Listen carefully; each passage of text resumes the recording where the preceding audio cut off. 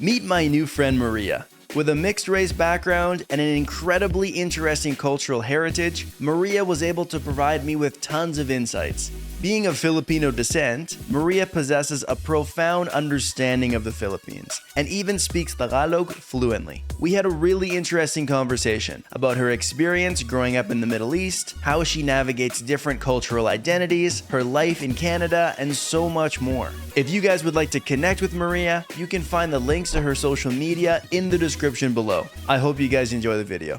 Pwedeng Taglish kasi Depende lang sa'yo kung anong mas gusto mo. Pwede kang mag-English, pwede kang mag-Tagalog, pwede kang mag-Taglish. Pero hindi ko alam, sinasabi mo na hindi ka dumadireksyon ng Tagalog, pero sigurado ako na ang galing mo talaga. Mas magaling ka kaysa sa akin. Yeah, I mean, here and there. As in, I think yung Tagalog, kung hindi ko pinag-iisipan, straight. Tapos, when I deep it, it's the structure of the sentences that are a little bit more difficult. Meron akong kaibigan, Alisa, na sobrang deep yung mag-Tagalog. Alam mo yung parang, hindi lang yung English na ginawang Tagalog, na words. I don't know what you call it in like proper Filipino, but like, the deep pre-colonial word for it, alam niya ng wow. Siya talaga straight Tagalog. Meron din ako nakilala ganun, na parang bigla, hay naku, ang lalim ng Tagalog mo. Yes, exactly. Ikaw ba, how long did it take you to learn Tagalog? Nagsimula ako matutong mag-Tagalog noon 8 years. Pagkatapos ng 2 taon, kaya ko nang magsalita ng konti. Tapos mga video or paano?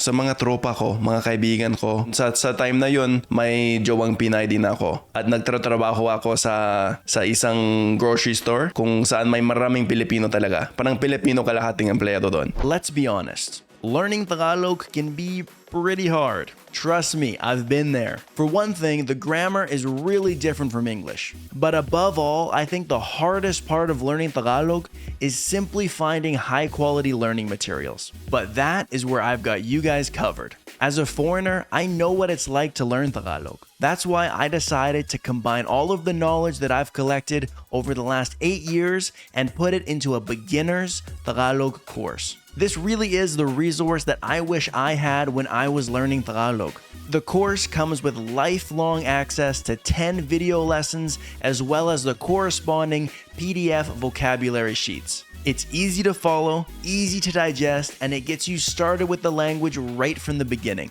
If you're interested in learning Tagalog, this is the perfect place to start. Check out the first link in the description for more details and start speaking Tagalog today. Now, back to the video. Pero ikaw, paano ka natutong mag-Tagalog?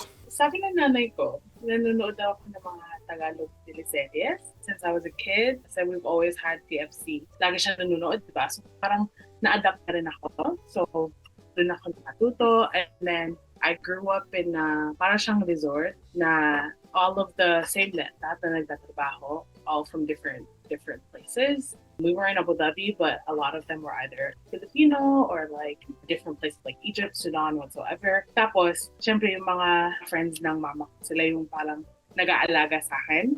And then within that, parang I just grew up with so many Filipino titas and titos. So, syempre, they speak to me in Tagalog then. Tapos, ever since I was a kid, umuwi rin ako sa Pilipinas.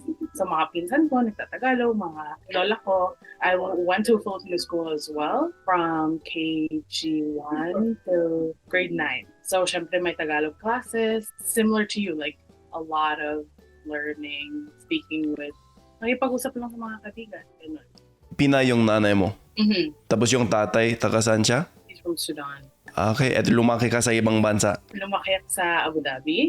Pero sa Abu Dhabi, maraming Pilipino. Tsaka may Filipino school rin. Mga 3 ata. So yung mga kaklase mo noon, purong Pilipino? Most of the time. Yeah, most of them. Yung mga klase mo, sa Tagalog talaga o sa English? Sa English. Pero syempre, marami nag-mix na Taglish. Anong gamit mo kay nanay? Meron rin siyang wika na tawag Zambal.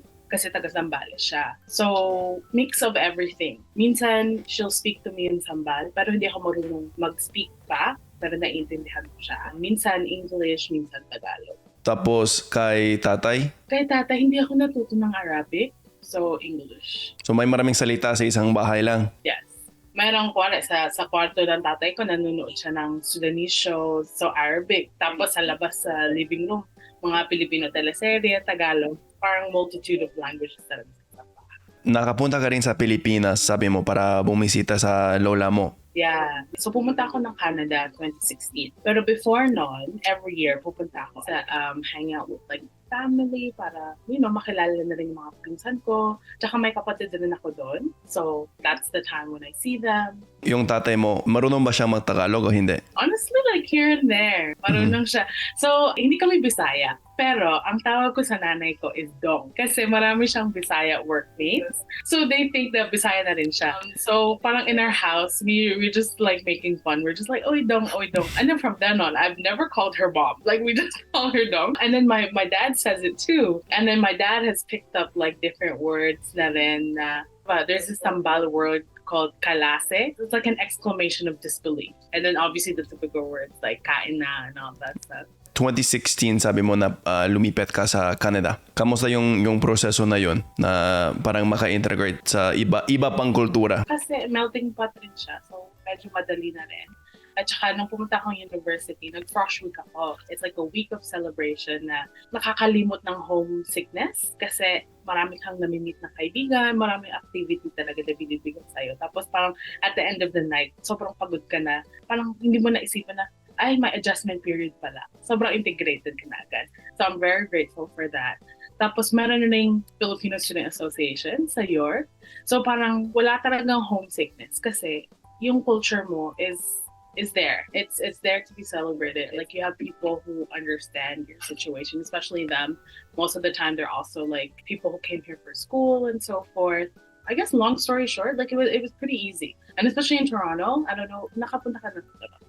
Oo, parang dalawang beses yata. I mean, you've probably seen from that time na sobrang diverse rin ng Toronto. Sobrang raming cultures. So I guess that's where the similarities lie with Davie. So wala masyadong culture shock. Sa tingin ko, medyo mas madaling parang maka-integrate sa kultura na diverse na. Kung ikaw na lang yung kaiba, mahirap yon. Nakapunta ka na ba ng Pinas? Hindi pa. Gusto ko talaga, pero hindi ko alam kung kailan. Punta ka ng Christmas. Iba talaga ang Pasko sa Pinas. Anong paborito mong pagkain na Filipino? Siguro, siomai or kare-kare. Ikaw, marunong ako magluto. Hindi naman. Yun yung next video natin. Ituruan ko magluto ng Filipino. Sige, magluto tayo ng adobo o parang ganun. Yes. Hindi naman ako magaling magluto pero magaling akong kumain. Ay! Talent yun. Sa mga videos mo, sobrang funny. Kasi reaction talaga ng mga Pilipino pag naririnig ka mag-Tagalog. Nasanay ka na. Oo, parang sanay na. Hindi ko alam. Depende kung anong ibig mong sabihin ng sanay. Like, expected na ba yung reaction? Meron bang reaction na na-experience mo na parang, ay, hindi ka shock?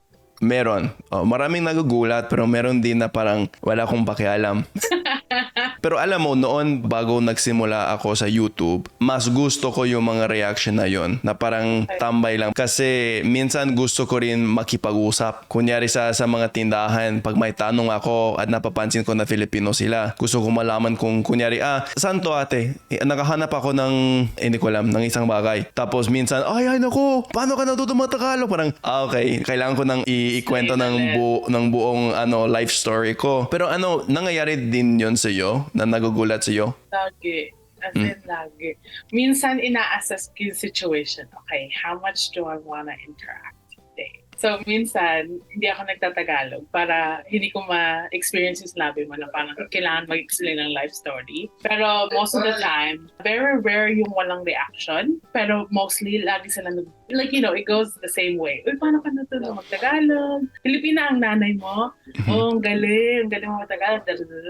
And then you have to explain, like, this is why I want to speak Tagalog. But then, na-experience ko rin na minsan magtatagalog ka sa kanila. English mag-respond. Sa tingin ko, dito sa Canada, may maraming iba't ibang lahi. Kaya sanay na kaming makipag-usap sa ibang lahi na marunong mag-English. Pero yung mga Pilipino, hindi ganun. Kasi hindi naman ka-diverse sa Pilipinas kagaya dito. Kaya may maraming Pilipino na never nakilala, never na-encounter ng ibang lahi na marunong mag-Tagalog. So parang masyadong mas shock na yon sa utak nila at ayaw nilang maniwala. At sa tingin ko, hindi nila alam kung gaano ako kagaling. Akala nila na konti lang yung alam ko. Parang they wanna do you a favor. Ayaw nilang maging maging sagabal. So, Pero hindi ko alam, sa tingin ko mas madali sa'yo kasi kalahati ka. hindi. Kasi kalahati, pero hindi ako mukha Pilipino. Pero anong ibig sabihin mo na mas madali? Sabihan mo sa akin kung mali ako. Pero akala ko pag sabi mo kalahati ako, sapat na yun. End of story na. Hindi. Kasi marami siguro yung half na hindi marunong magtagalog. So siguro yun yung expectation nila na hindi sila tinuturuan.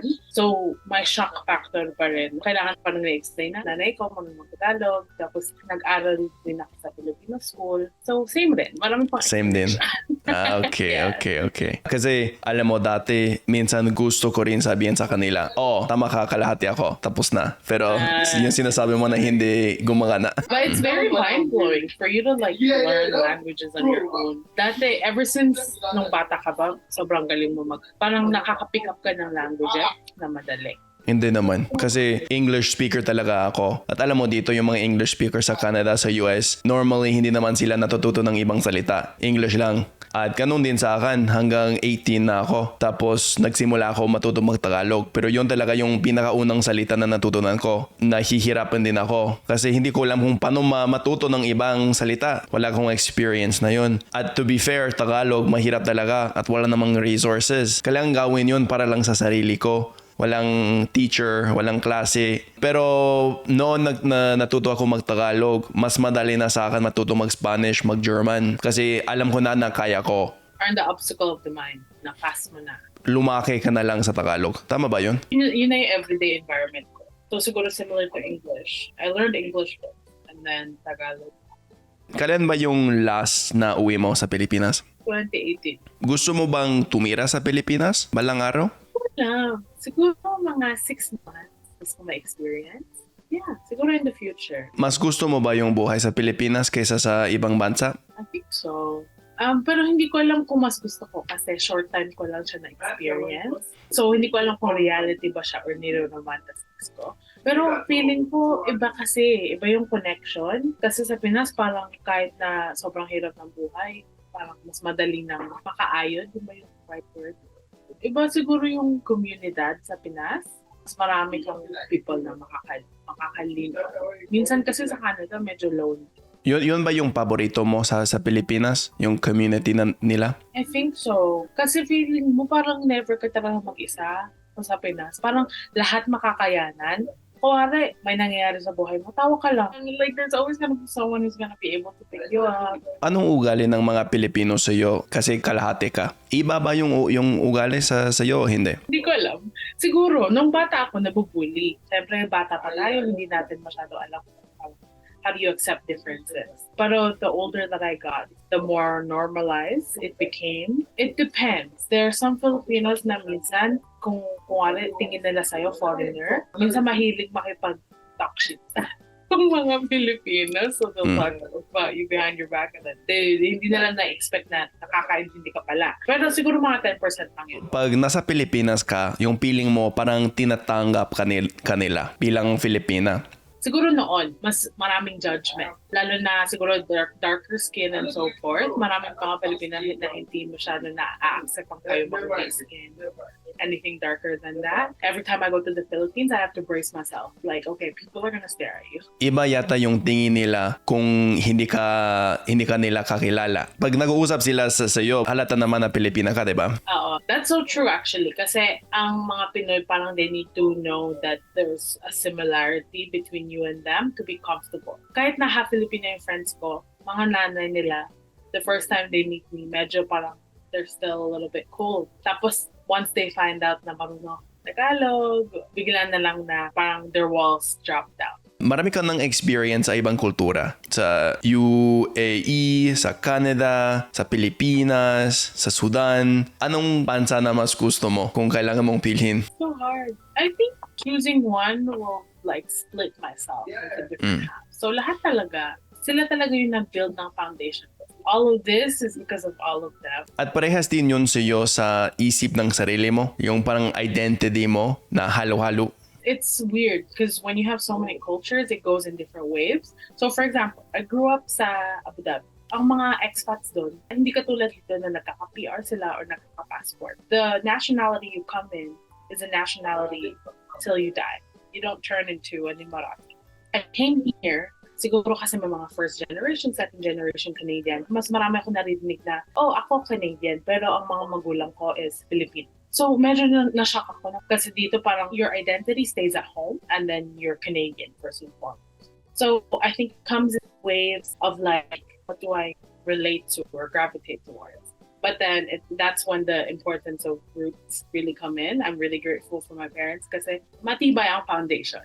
Dito may process ng ano yung tawag na yun, parang integration na kung gusto mo pwede ka rin maging Canadian. Meron din mga tao dito at ayaw nilang sabihan kung taga saan sila. Mahilig ako sa mga ibang kultura, ibang lengguwahe, gusto kong malaman kaya tinatanong ko sila, ay taga saan ka? Kasi halata sa accent nila na taga ibang bansa at sinasabi nila, taga Vancouver ako. Okay, pwede.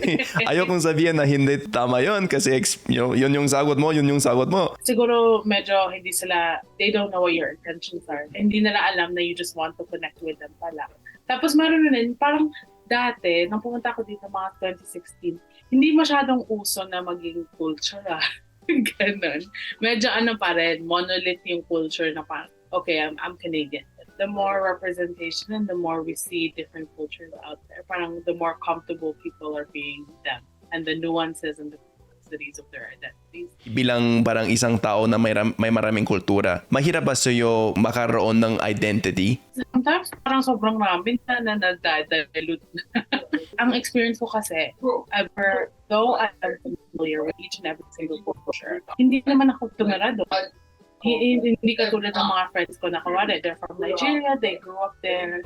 Alam nila ang in and outs. Siguro ang closest ko doon is I know the in and outs of Abu Dhabi because that's really where I grew up. Pero ang Pinasang Sudan, may distance pa rin eh. I understand it because that's where I'm from. I understand it because that's where my parents are from. It's really different when you don't live in the place. Mm-hmm. So I feel like the culture that I carry, sometimes I second guess myself. I mean, no one expects me to, but am I being a good representation or am I sharing enough of that side of my culture? Pero sa tingin ko, at the end of the day, advantage pa rin yun. Mas onte yata yung alam mo sa isang kultura, mas marami kang kultura sa lahat. I think kasi marami ka na rin nakausap na iba-ibang culture, right?